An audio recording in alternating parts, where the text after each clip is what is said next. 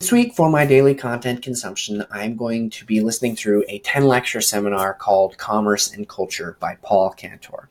The entire series is in podcast form on iTunes, so I'll definitely link that below this video for you to be able to check out if you want to. So today I listened to the first episode that's called The Economic Basis of Culture. And a lot of it, I think, is premise for what he's going to be talking about in future lectures, but he does cover a lot of ground in the lecture. So he talks about patronage, free market, capitalism, Marxism, art, politics. So he talks about a lot of things, but he had two main focuses that I saw through it. And that was, he talks a lot about the free market and its effect on how art is used today. And then he talks about the bad effects of institutional support for art. So in the beginning of the video, he talks about patronage and that market idea. So what are the differences? And the big difference that he sees through it is that the patronage was more, it was something that was used longer ago, and it was more of a personal relationship in business. So, if you're selling something to somebody, then you're right there with them. You're face to face and you're dealing with them. Whereas with the market, kind of the new age with new technology and stuff happening, it allowed for mass audiences.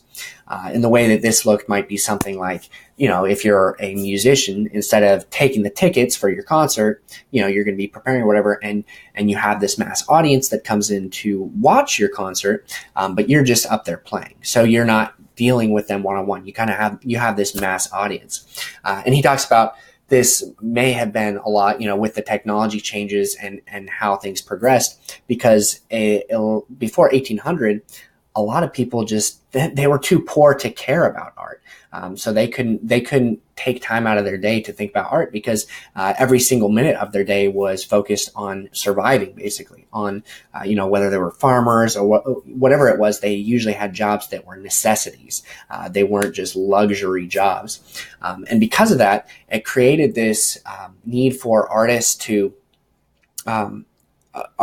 create art that was valuable for others, that they had to please the customer, basically, because if they were living this nice life of doing something they loved, while all these other people, especially before 1800, it wasn't very common to have jobs that weren't necessities, then you had to be really creating something and pleasing the customer for them to allow you to or to support you in doing this while you're not doing these necessity jobs.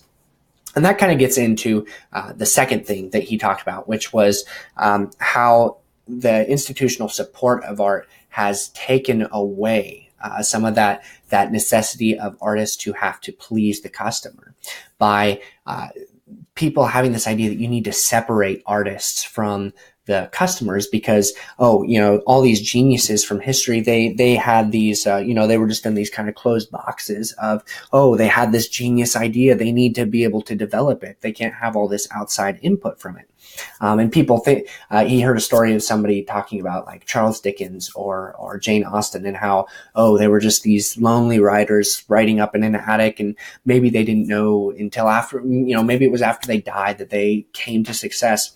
But he talks about how that's incorrect. These people were highly involved in the market, in publicizing and listening to people. And I mean, Charles Dickens was in his day the equivalent of a millionaire, just because he was constantly listening for what others have to say about his work. And the parallel that I saw through this is in another profession. If you are say you're a builder, you do construction, and you're building a house, and say you're the most creative person ever. And for a while, you have all these people who are kind of telling you what they want. If somebody is having you build their house, then they're saying, this is what we want. This is what we want.